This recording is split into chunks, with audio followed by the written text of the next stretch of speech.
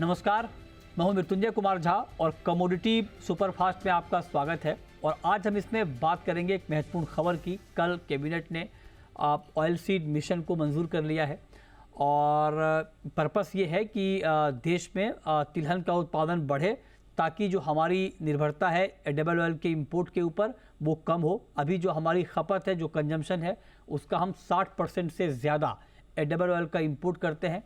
तो ये डिपेंडेंसी कम करने के लिए ऑयल सीड मिशन को यहाँ पर मंजूर किया गया है और ये टारगेट रखा गया है कि तिलहन का उत्पादन और उत्पादकता, मतलब प्रोडक्शन और यील्ड दोनों बढ़ाया जाए ताकि हम धीरे धीरे अपनी डिपेंडेंसी इंपोर्ट के ऊपर कम कर पाए। ये ग्राउंड पर किस तरह से काम करेगा, इसका किस तरह से इम्पैक्ट होगा, ये बताने के लिए हमारे साथ इस वक्त एक बेहद खास मेहमान जुड़ रहे हैं।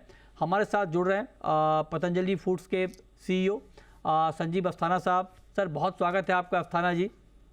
तो मेरा पहला सवाल सर आपसे यही कि ये जो कैबिनेट ने मंजूर किया है ऑयल सीड मिशन को और जो फंड एलोकेट किया है, क्या आपको लगता है कि इससे हम अपना टारगेट अचीव कर पाएंगे?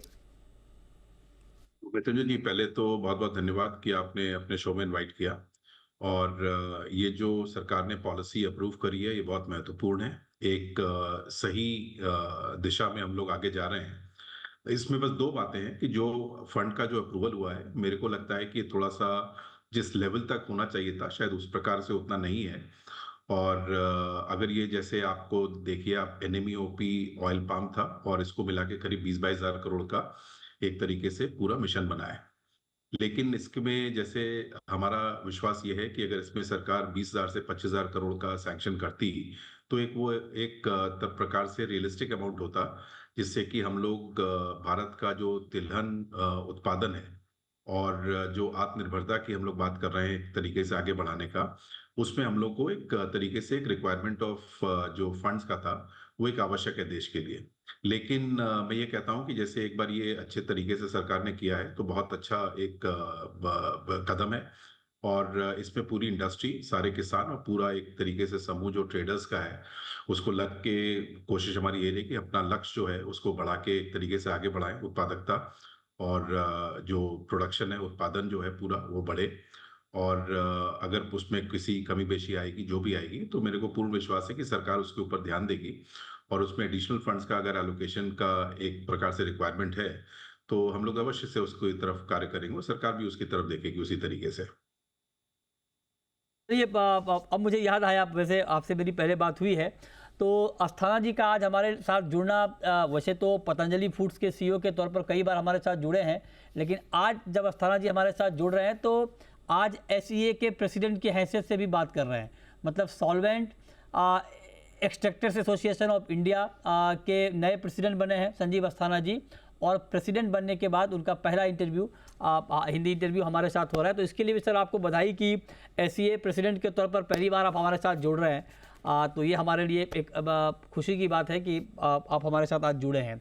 अब मेरा दूसरा सवाल आपसे ये होगा, और आपको बधाई क्योंकि आपने, चूँकि सी ने बहुत काम किया है ऑयल सीड मिशन को लेकर या ऑयल सीड को लेकर के, तो हम उम्मीद करते हैं कि आपका जो कार्यकाल होगा SEA प्रेसिडेंट के तौर पे वो बहुत ही कामयाब कार्यकाल होगा, क्योंकि जब आप बने हैं तो उस वक्त में आपकी इंडस्ट्री बहुत चर्चा में है। अब आप देखिए कि आपके बनने के तुरंत बाद ये बड़ा ऐलान हुआ है ऑयल सीड मिशन का। तो अब इसमें जो दूसरी बात सर, सरकार का टारगेट है कि अगले 6 साल में जो प्रोडक्शन है ऑयल सीड का, उसको 79% बढ़ाने का टारगेट रखा है, और ये 39 मिलियन टन से बढ़ाकर 69.7 मिलियन टन का टारगेट रखा गया है। अचीव कर लेंगे सर हम 6 साल में ये? देखिए, इस पे जो उद्देश्य है, एक मेरे को हमेशा लगता है कि महत्वाकांक्षी उद्देश्य हमेशा रहना ही चाहिए, और उसकी तरफ हम लोगों को पूरी इंडस्ट्री को सरकार ने जिस प्रकार से एक तरीके से आह्वान किया है कि इसको बढ़ाना है, तो हम लोग सब लोग उसके ऊपर कार्य करेंगे। लेकिन अगर आज एक तरीके से आप पूछे कि रियलिस्टिक कितना है, मेरे को लगता है कि बहुत सारा कार्य होना है इसके ऊपर। तो जैसे सरकार पॉलिसी में मेंशन है कि जीनोम एडिटिंग होगी, क्योंकि अभी तक का जो ट्रैक रिकॉर्ड रहा है, किसी प्रकार से हम लोगों ने उस प्रकार से उसके ऊपर हम लोग आगे नहीं बढ़ पाए हैं। और ये देश के लिए भी एक चुनौती भी है कि किस प्रकार से जो साइंटिफिक कम्युनिटी है और जो किसानों के जो समूह हैं और इंडस्ट्री को साथ में मिलकर कैसे बढ़ाना है। तो मैं बोलूँगा कि ये बहुत आसान कार्य नहीं होगा। इस पे बहुत एक युद्ध स्तर पे सबको लगना पड़ेगा हम्म। और एरिया को बढ़ाना पड़ेगा। यील्ड का जहाँ तक बढ़ने का सवाल है, वो शायद वो टारगेट अभी जो बहुत ही चुनौतीपूर्ण लग रहे हैं, उसके ऊपर भी कार्य होना पड़ेगा। और इसकी सारी जो अनुसंधान है, जो कि एग्रीकल्चर यूनिवर्सिटीज हैं, जो वैज्ञानिक हैं जो इसके ऊपर कार्य कर रहे हैं, और इंडस्ट्री का भी सपोर्ट है, जिस प्रकार से सीड की कंपनीज हैं या बाहर से अगर कोई सपोर्ट रिक्वायर्ड है, तो मेरे को लगता है कि चुनौतीपूर्ण है, इतना आसान नहीं होगा। हम्म। और इसके लिए सारे एक प्रकार से सभी लोगों को एकजुट होकर लगना पड़ेगा और इसके ऊपर कार्य करना पड़ेगा, और तभी ये शायद पॉसिबल हो। अभी थोड़ा सा चैलेंजिंग लगता है, लेकिन ये सारी चीजें ऐसी की चेष्टा के ऊपर ही सब डिपेंड करती हैं, और हम लोग को उसी प्रकार से उस पर आगे बढ़ना होगा। बिल्कुल सर, ये बहुत महत्वपूर्ण बात है। आपने एक जिक्र किया प्रोडक्टिविटी का, और हमारी जो प्रोडक्टिविटी है वो बहुत कम है। अगर आप सोयाबीन का ही एग्जांपल ले लें, कंपेयर कर लें आप ब्राज़ील से या फिर यूएस से, तो हमारी उत्पादकता बहुत कम है। फोकस्ड सर होकर के अगर सिर्फ प्रोडक्टिविटी पे काम किया जाए ठीक से, तो उसके लिए और क्या करना चाहिए? देखिए, बहुत कार्य, सबसे पहला तो है कि मैं दो स्तर पे इसको टेकअप करना चाहिए। हम्म। अभी सोयाबीन के या पूरे जो तिलहन संघ, तिलहन का पूरा एक जो सारा कॉम्प्लेक्स है, हम्म। वो उसको बहुत सारे कंपीटिंग क्रॉप्स हैं उसके लिए।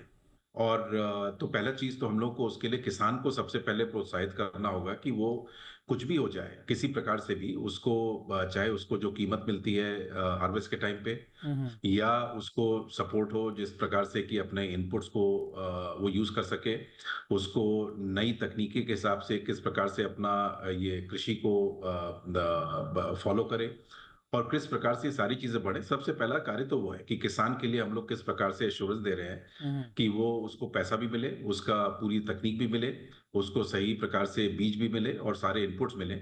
एक तो सबसे पहला वो टारगेट है। हम्म। दूसरा टारगेट है कि आपका एक प्रकार से कि सीड का जो जेनेटिक जो मेकअप है, हम्म। वो किस तरह के कंप्लीट करना है, वो हम लोग को सबसे बड़ा इंपॉर्टेंट पार्ट है। हम्म। क्योंकि सीड, सिर्फ आप सीड कितना भी जीनोम एडिटिंग करके या आप उसको हाइब्रिड्स को लाके या अलग प्रकार से आप करेंगे, वो अकेले ही पूरा कार्य नहीं करेगी। सीड का तो एक एक एक पर्टिकुलर रोल है, लेकिन उसके साथ साथ जो तकनीकी है, उसको कैसे मैनेज करना है अपने फील्ड्स को, हाँ। किस प्रकार से उसको इनपुट मिलने चाहिए, किस प्रकार से उसको टेक्निकल एडवाइजरी मिलनी चाहिए, उसके ऊपर भी बहुत बड़ा कार्य है। अच्छा। और इसमें जो प्राइवेट सेक्टर का इन्वॉल्वमेंट है, जो कि नई पॉलिसी में मेंशन भी है, कि हम्म। उसमें एफपीओज हैं या इंडस्ट्री है या बाकी लोग उसको एक प्रकार से लग के कार्य करेंगे, और डेजिग्नेटेड एजेंसीज को भी अपॉइंट करेंगे। लेकिन ये चुनौतीपूर्ण कार्य है, इतना आसान नहीं होगा। मैं बार बार यही बोल रहा हूँ, सिर्फ सीड से कोई इसका फायदा नहीं होगा। एक प्रकार से हम लोग को एक इंटीग्रेटेड जो अप्रोच बोलते हैं, कि हर प्रकार से उसके ऊपर लगना पड़ेगा, चाहे सीड हो, चाहे ये ग्रोइंग के टेक्निक्स हो, या किसान को सही भाव मिले, उचित समय पे सही भाव मिले, इंडस्ट्री उठाने को तैयार हो बराबर। तो सरकार को एक ना सिर्फ इसके ऊपर की प्रोत्साहन कैसे किसानों को देना है, बल्कि ये भी देखना पड़ेगा कि इंडस्ट्री की जो सारा पॉलिसीज है इंपोर्ट एक्सपोर्ट का, जो तेल के अराउंड है इस समय, और उसको भी किस प्रकार से एक मैं बोलूंगा कि प्रैक्टिकल, एक सेंसिबल और एक वायबल अप्रोच होना चाहिए, जिससे कि इंडस्ट्री भी उतना ही उस पर तत्परता से लगे, उसको बढ़ाने में उसको आगे बढ़ाए। और क्योंकि इंडस्ट्री के ऊपर डिपेंडेंसी बराबर रहेगी, उसी को खरीदना है उस किसान से, तो भाव भी सही मिले, सरकार का सपोर्ट भी रहे, और तब ये अगर इंटीग्रेटेड अप्रोच होगी, तभी हम इस लक्ष्य के नजदीक हम लोग पहुंच पाएंगे। बिल्कुल सर, ये आपने बहुत महत्वपूर्ण बात कही, लेकिन इसमें एक सवाल सर मेरा आपसे ये है कि आप ऑयल सीड को लेके भी बहुत ज़्यादा कॉम्प्लेक्सिटी है। जैसे आप देखिए कि ये कहा जाता है कि मस्टर्ड की जो हमारी रिक्वायरमेंट है वो 70 लाख टन के आसपास ही है, जबकि हम प्रोड्यूस करीब 100 लाख टन या उससे ज़्यादा करते हैं। तो अब ये जो ऑयल सीड के अंदर जो डाइवर्सिटी है, इसको कैसे मैनेज किया जाए? और मैं आपसे जानना चाहता हूँ कि सबसे ज़्यादा ज़रूरत हमें किस ऑयल की है, और उसकी रिक्वायरमेंट हम कैसे पूरा कर पाएंगे? तो मित्र जी, ये आपका बहुत महत्वपूर्ण सवाल है, और क्योंकि आपका नॉलेज इस स्टेट का बहुत अधिक है, तो दो चीजें हैं देखिए इसमें। एक पहला ये है कि जो सबसे ज्यादा देश के हिसाब से अगर देखा जाए, हम्म। तो देश को तो ये चाहिए कि जो इसमें सबसे ज्यादा ऑयल का कंटेंट हो जिस सीड में, हम्म। हमको उसी दिशा में हम लोग को आगे बढ़ना चाहिए। हम्म। और दूसरा है कि और उसमें सिर्फ एक बिल्कुल एक तरीके से सिंप्लीफाइड तरीका ये रहेगा कि पर एकड़ हम कितना ऑयल सीड उगा सकते हैं जिससे ऑयल का उत्पादन बढ़े, हमको उसके ऊपर आगे लगना है। तो जैसे मैं बताऊं कि आपको जो मस्टर्ड है उसमें करीब 38 से 40% का ऑयल कंटेंट है, बहुत आवश्यक है बढ़ाने को। उसी प्रकार से जो सनफ्लावर है उसमें भी करीब 36-38% तक का ऑयल का कंटेंट है, उसको बढ़ना आवश्यक है। उसी प्रकार से जैसे ऑयल पाम का है कि 1 एकड़ पे ऑलमोस्ट आपको 2 टन का यील्ड मिल सकता है, बहुत एक एफिशिएंट ऑयल सीड का क्रॉप है। और उसके बाद हम लोग अगर आएंगे जैसे ग्राउंडनट के ऊपर, और सरकार ने उसमें सारे ये तिलहन जो है उसका पॉलिसी में पूरा क्लियर कट मेंशन भी है कि जो मेजर ऑयल सीड है। तो मेरा तो क्योंकि सारे जो ऑयल सीड होते हैं आप ये भी समझिए कि वो हर प्रकार के एग्रो क्लाइमेटिक कंडीशंस में नहीं ग्रो कर राइट, सकते। राइट। तो सबका एक अलग अलग है। जैसे ग्राउंडनट का जो उत्पादन जो जैसे आंध्रा और गुजरात में बहुत ज्यादा अधिक मात्रा हाँ, में होता है, बिल्कुल, तो बिल्कुल। आप वहीं उगा सकते हैं। तो हम लोग को एक ज्योग्राफिक स्प्रेड राइट। जो है वो भी आवश्यक है कि किस किस प्रदेशों में जाएं, ओके। कौन कौन सी ऑयल सीड का करें, और हमको ये हर स्तर पे इसको अटैक करना पड़ेगा कि जैसे ये चारों ऑयल सीड जो मेजर वंस हैं इंक्लूडिंग सोया ऑल्सो, उसके ऊपर करके, ताकि हम लोग एक तरीके से ब्रॉड बेस्ड ग्रोथ होगा, तो इस लक्ष्य को पाने में हम लोग एक प्रकार से आगे बढ़ सकते हैं उसकी तरफ। बिल्कुल। अच्छा सर, अब चूंकि हमारा पाम ऑयल का अलग मिशन भी है, पाम प्रोडक्शन का, और हम इस वक्त सबसे ज़्यादा पाम तेल का ही इंपोर्ट करते हैं। तो पाम की, चूंकि आप पाम प्लांटेशन में भी हैं, तो आप ज़रा बताइए कि पाम को लेकर कितना पोटेंशियल है सर, और क्या पाम के जरिए भी हम इस गैप को बहुत हद तक कम कर पाएंगे? कि पाम का जो आइडेंटिफाइड एरिया है वो तो एक प्रकार से थोड़ा बड़ा है, करीब 2 मिलियन हेक्टेयर के करीब था। जो पहले एक तरीके से स्टडी हुई थी उसमें 12 लाख हेक्टेयर का प्लान था। मेरे को लगता है कि जो करंट स्थिति है और जो अगले 5 साल का, उसके आगे बहुत देखना शायद आवश्यक नहीं होगा, उचित भी नहीं होगा इस समय। तो अगले 5 साल में देश जो है करीब 6.5 से 7 लाख हेक्टेयर तक का प्लांटेशन कर सकता है। और अगर बहुत एग्रेसिव प्लांटेशन रहेगा तो उसको हम मान सकते हैं कि करीब 9 से 10 लाख हेक्टेयर का प्लांटेशन हो सकता है। और उसमें करीब 20 लाख टन तक का, मे बी 15 से 20 लाख टन के करीब उत्पादन हम लोग एक्सपेक्ट कर सकते हैं, करीब समझिए आप अगले 13 साल में। तो वो थोड़ा एक लंबा कार्यक्रम है। लेकिन पाम का जहां तक सवाल है कि हमारा जो अभी जो इंपोर्ट का एक शेड्यूल है उसमें पाम करीब 9-10 मिलियन टन, 11 मिलियन टन तक का इंपोर्ट है। तो उसमें अगर देश में पूरा फुलेस्ट पोटेंशियल पे भी हम जाएंगे तो करीब 2 से 2.25 मिलियन टन का होगा। तो फिर भी देश की निर्भरता जो है, और करीब 9-10 मिलियन टन के लिए करीब 100 लाख टन के लिए हमारी पाम के इंपोर्ट्स पे रहेगी बराबर। ओके।